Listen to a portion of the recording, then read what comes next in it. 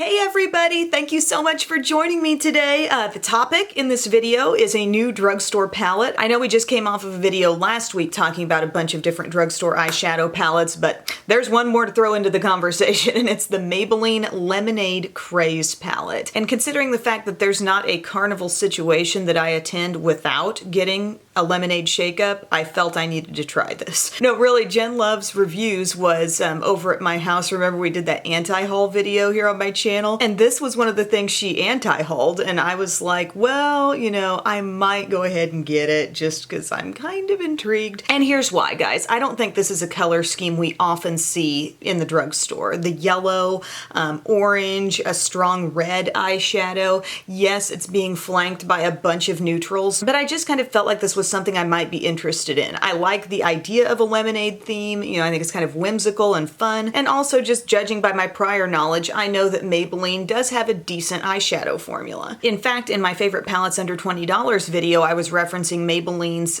City Mini palette, the Matte About Town one. So they've made an all matte City Mini, and I thought it was actually really great. Nice, smooth textures to work with that apply very evenly. It's good for a natural matte look. I just really enjoyed that. So to back it up a little bit, this palette is a 12 color eye palette. It's gonna sell for $10 and change at Target or Walmart, and a little over $13 if you're gonna buy it at Ulta. I would overall call 8 of the shadows in here matte. Coral Punch is a little bit on the fence, but I do think it performs pretty matte on the eyes. And then Citrus, Strawberry Lemonade, Main Squeeze, and Sugar Coated, as you might be able to tell, are the shimmery shades. They're not all identical shimmer finishes. Like Main Squeeze and Citrus have a little bit more of a flaky quality to them. Like as you swatch them and you look at what is that shadow actually made of, like they're just little identifiable shimmery bits. And they can have a tendency to get a little bit airborne, a little bit hard to control if you're doing a look with them. But then you have Strawberry Lemonade and Sugar Coated, which are a bit more like metallic and smooth. Just pay attention to what's going on here. This is just a leftover swatch.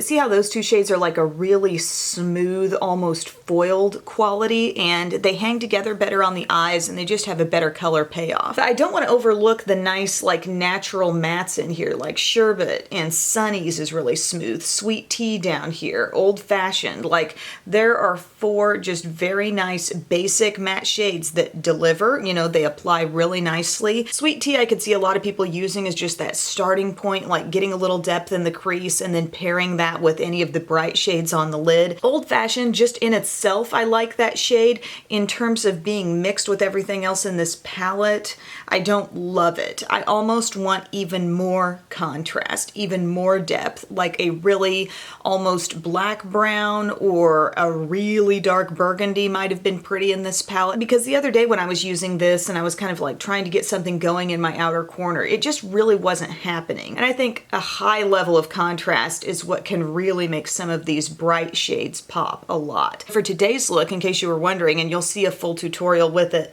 but I didn't even use either of these browns because I just wanted to see, you know, what will the bright shades do? But looking at the swatches, I mean, I think it's pretty obvious that the mattes are nice and smooth. There's good pigmentation there. There are a couple of the shimmery shades, like I mentioned, Strawberry Lemonade and Sugar Coated, which is more of a copper.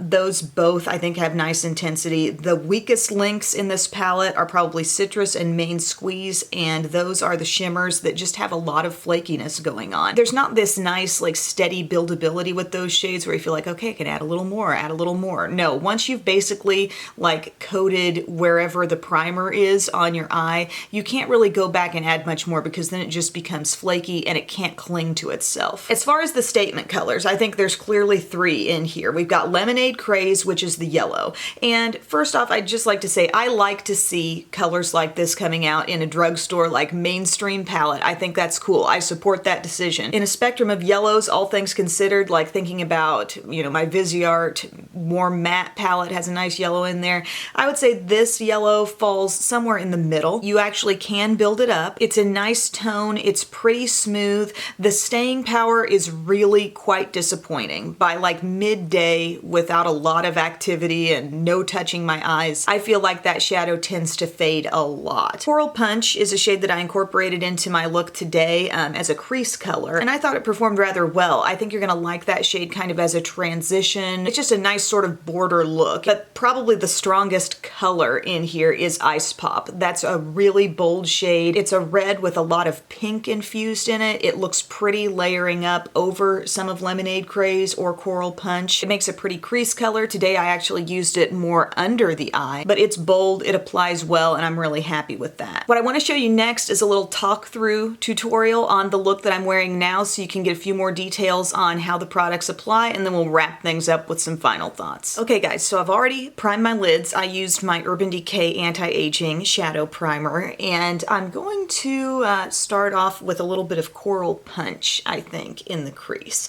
So I'm going to grab that with my Sigma E25. Let me reposition my mirror right quick. Okay. This shadow was kind of like hard to figure out just swatching it. I've worn it sheer but haven't given it a major roll, you know, in an eye look with this palette yet. So I just really wanted to see how that would go on. It seems like in this sort of soft crease type capacity, it's doing okay, but I do feel like I'm picking up quite a bit of product. I feel the need to build it quite a bit, just so you know. But it is a nice tone, and I think it makes sense to have a color like this in this palette, you know, with the red and the yellow. And I'm pleased. It makes a decent, you know, soft crease color or a transition color is how I've used it before. Next, let's play with one of these shimmers. I'm going to use Main Squeeze here. This is a really light, like golden yellow shimmer, and there's a lot of like sparkle. It feels kind of a little bit loose and dusty. You know, the shimmer is kind of fine. Any sparkle in it is pretty fine, but yet it's not a shade that does a great job of hanging together. I'm kind of going around the inner corner like that. You can keep building if you want to, but I think it kind of becomes a lost cause once you're no longer actually clinging that product to your eye primer and you're more so just trying to build it on itself. Then it just kind of starts going everywhere. Like I'm in a little tornado of shimmer right now. I don't know if you can tell. Let's actually take a little bit of Strawberry Lemonade and see if we can...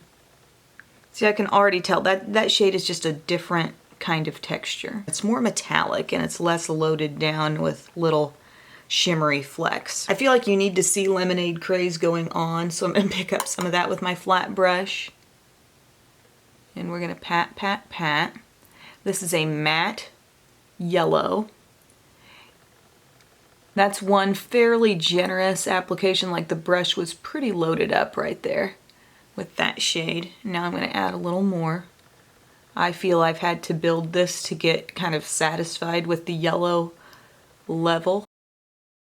It's not terrible. It's not maybe gonna blow your mind, but you know, it will definitely give you a yellow look on your eyes. I think what may frustrate you is the staying power of it. That shade really faded on me to where I could hardly tell the other day that I had put a yellow on. You know, it just looked very, very soft. I think I'm actually gonna try to fill the lid with that and do something with the reddish shade sort of just on the very outermost corner and kind of along the lower lash line, just to give it a little different look than what I've done before. Now I'm going to take Ice Pop. This shade I really do like. I think it's able to achieve a nice intensity pretty quickly. I've liked it in the crease. I thought it does really beautiful things as it shears out because it is a pretty, you know, intense sort of watermelon-y color. You know, it's like a bright pinky red. If you're waking up in the morning and you're feeling ultra tired and you think your eyes look really tired, I wouldn't necessarily recommend putting it right along the lower lash line, but I'm just trying to do something funky with the look, okay? Because I've used this on the upper lid before and I want to give this a different vibe.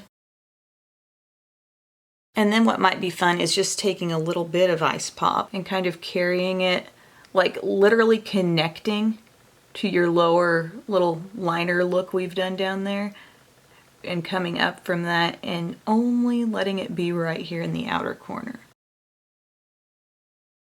And as you might expect, as a little bit of that red overlaps with some yellow, it does start to look orange. Art 101. I can't decide if it's raining or a bunch of birds are just landing on top of the house. Oh no. Something's going down. Hear a little screeching and squawking. So now I'm going to add some liner, some mascara, and we'll see the finished look. So the finished look, here you go. I went ahead and put on some black liquid liner. That's the Makeup Revolution Renaissance Flick pen. I'm wearing some Koko lashes in Misha. Nice and full and fluttery, but they give you that sort of peekaboo effect when you look down. I've also got my Wet n Wild Ultimate Brow Highlight in the lower inner rim, which I would highly recommend if you're using a lot of red around the eye, because it kind of wakes up the eye, brings it all back to life. Once I went through those steps, I did kind of go back over and re-intensify the yellow a little bit. I also added in a bit more of Main Squeeze, really trying to get that here around my inner corner. I don't have a lot of confidence in that lasting really well throughout the day, but for the moment, I was able to layer it up. On my lips, I'm actually wearing this Urban Decay Beached Collection lipstick, the nice warm red called 100 Degrees. I'm gonna check and see if Rich Girl Red from Revlon's Super Lustrous line is still available, because it's almost exactly like this. This is said to be a sheer formula, and that's exactly what Rich Girl Red is. I know I've talked about that before as a great like summer red lipstick, so yeah, they're really, really similar. But final thoughts on this palette. I mean, if you want a 1 to 10 rating, I think I would give this a solid 6. I think there are some really good things happening in here. I like that they're putting in some fun pops of color. Maybelline is doing some really nice matte textures. Their shimmery shades can be a little hit and miss. Basically, any shimmer that they do that doesn't have like identifiable bits of sparkle turns out to be pretty good, but it's the sparkle that tends to like seem to make their shadows more loose and a little more flaky. As I said before, I would have liked to have seen maybe even a darker color in place of that dark brown, because we already got this good solid medium brown. Let's have like a really, really dark red. Something where you could pop that on your eye, and not that you can't do this with other stuff in your collection, but I like to judge a palette as a palette, but something that you could add to your look and it would absolutely make some of these bright shades sing on the eyes, you know? But another thing that's kind of frustrating here, and I don't usually have a lot of staying power concerns with eyeshadow, but I have used this with some very good eye primers,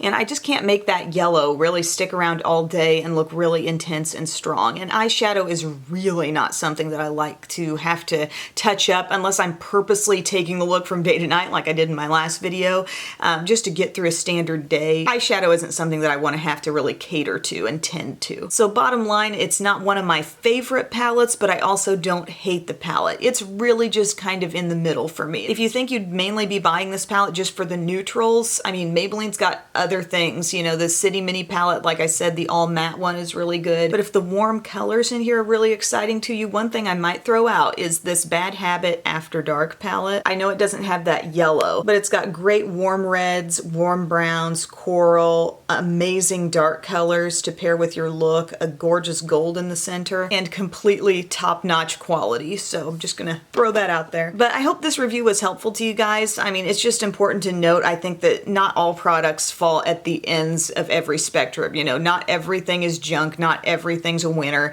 Some stuff is just gonna be kind of in the middle, and I think that's where this palette is for me. So thank you again for your time, and I will see you again soon. Bye.